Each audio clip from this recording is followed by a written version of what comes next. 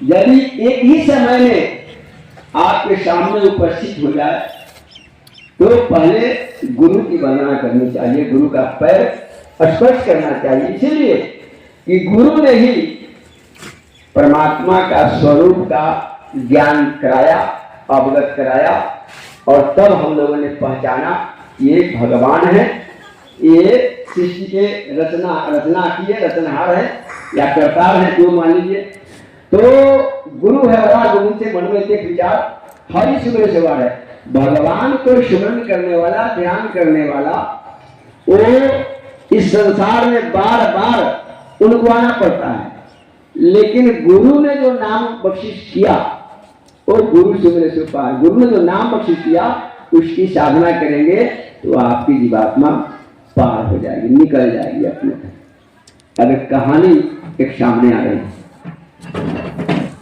एक राजा थे,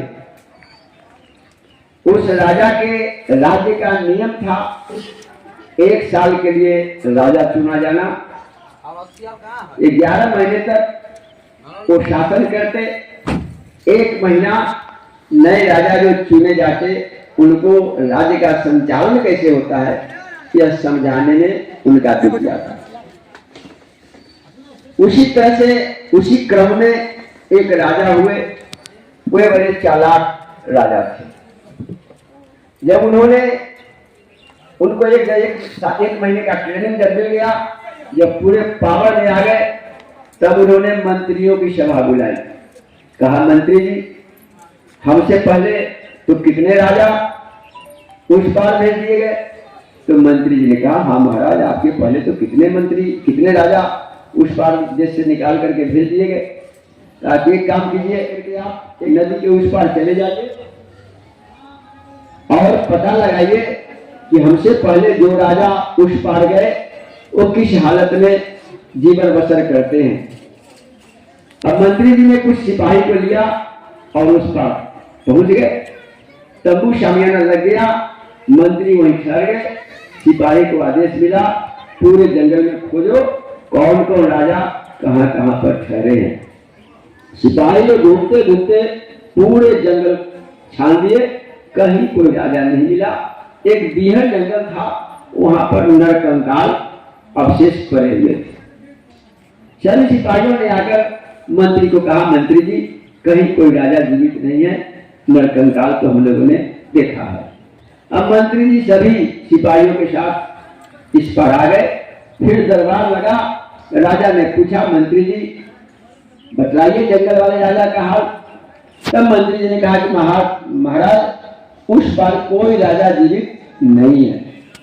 अब राजा बड़ा बुद्धिमान थे, चालाक थे, उन्होंने योजना बनाई कि हमसे पहले जितने राजा उस पार भेजे गए सब को जंगली हिंसक जानवर ने खत्म कर दिया।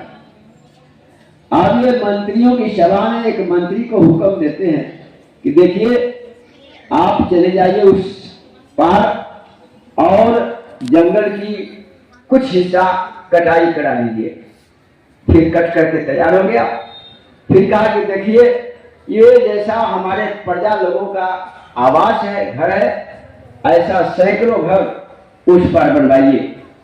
राजकोष से पैसा जाता रहा, मंत्री वहां बैठ करके सामान मंगवाते रहे और सैकड़ों घर बन करके तैयार हो गए। जब सैकड़ों घर बनकर तैयार हो गए तो मंत्री जी ने राजा को सूचित किया।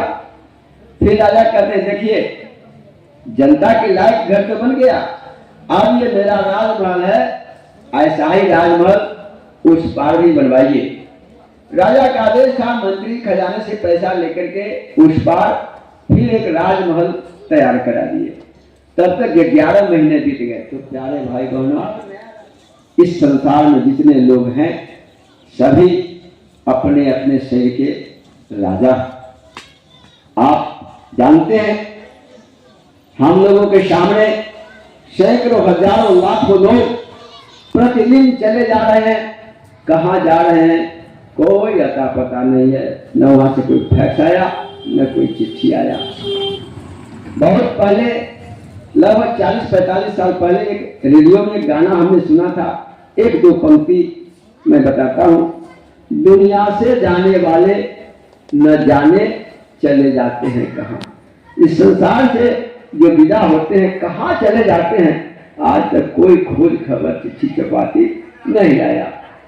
हम लोगों ने उनके जाने के बाद अपने इष्ट मित्रों के यहाँ, सगे संबंधियों के यहाँ निमंत्रण पत्र भेजा कि मेरे पिताजी, मेरे दादाजी स्वर्गवास हो गए। अब बताइए, अब स्वर्ग तो है, लेकिन स्वर्ग में चले गए या नरक में गए, कैसे पता चला आपको? आज तक किसी लोगों ने निमंत्रण पत्र में नारकीय नहीं लिखा, स्वर्गीय लिखा। क्यों? इसीलिए कि सुख शांति का वह स्थान है।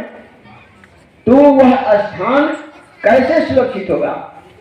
हम लोग जीवन रहते हुए शरीर में जब तक सांस की पूंजी मौजूद है, तभी तक सभी जीवों पर दया करते हुए हम लोगों को रहना चाहिए। इस संसार का जो रीति रिवाज, नियम कानून है, इसी के तहत हम लोगों को चलना चाहिए। यदि आपके दरवाजे पर कोई भिखारी आ गया भूखा, तो 2 रोटी जरूर खिला देना चाहिए। गर्मी का मौसम आ रहा है, यदि कोई चलते चलते थक गया, पेड़ के बगल में विश्राम कर रहा, इतना बड़ा विस्तार किया है कि आप पार नहीं पा सकते। आप सोच रहे हैं कि भारत भूमि पर, बिहार में, वैशाली में पहले मनुष्य बनकर के आया, ऐसी बात नहीं है। सारे संसार में हम लोग भटकते रहे, और भटकते भटकते एक बार बाबा जय गुरुदेव जी महाराज ने बताया था कि भारत धर्म और कर्म देश है, कर्म प्रधान देश है। इसके अलावा संसार में जितने देश हैं सब भोग भूमि है, वहां लोग भोग भोगते हैं। और भारत में आते हैं तो धर्म और कर्म यहाँ दोनों। तो रामायण के उत्तरकांड में स्वामी ने लिखा है कि हरिहर कथा विराजत बेनी, जहाँ ब्रह्म की चर्चा, जहाँ भगवान की चर्चा होती है, वहीं हरिहर कथा विराजित, वहीं पर ये त्रिवेणी संगम विराजमान होती है। एक जगह गुरु महाराज ने बताया है, मैं करिए, सत्संग में सुख शांति धरो है, सत्संग में सुख शांति धरो है, मानव का कल्याण भरो है, मानव का कल्याण भरो है, साधु समाज प्रयाग यही है, साधु समाज प्रयाग यही है, त्रिवेणी स्नान यही है, त्रिवेणी स्नान यही है, भक्तों का अनुराग यही है। 5 रुपए की टिकिया दवा उसको जरूर खिला दीजिए, ये पुण्य कार्य हुआ, और इस अच्छे काम हुए, और अच्छा का फल होता है पुण्य। और यदि आपने इस तरह का जीवन जिया है तो बगैर पंडित जी के मंत्र के आपको स्वर्ग में जगह मिलेगा। स्थान करना है सुरक्षित पहले जीवन में ही। लोग सोचते हैं हम कुछ नहीं अभी करेंगे, सीधे स्वर्ग में चले जाएंगे। अरे जैसा कर्म करोगे वैसा फल देगा भगवान, यह है गीता का ज्ञान। आप पढ़ते हैं लेकिन उस पर गुणते नहीं है, उस पर गुण करके हम लोगों को चलेंगे, तभी अपने जीवन को सफल कर सकते हैं। तो फिर एक महात्मा बताते हैं, भटक भटक भटकाया सब जग, कोई न लगाया ठौर ठिकान, ऐसी हालत देख जगत की, संत सतगुरु प्रगटे आन, गुरु सेवा और नाम महात्म, सत्संग सतगुरु किया बखान, साधन 3 सार उन वरने, और साधन सब थोथे जान। इस संसार में 3 चीज ही सार है, सुमरन, ध्यान और भजन, यही सार है। गुरु महाराज ने एक जगह लिखा है, सकल कामना त्याग कर, करूं तुम ही से प्यार, मुख मोलू अब जगत से जिसमें नहीं कुछ सार, सार शब्द अंतर वशे पाऊ तेरा भेद, सूरत समाये शब्द में परखू जय गुरुदेव।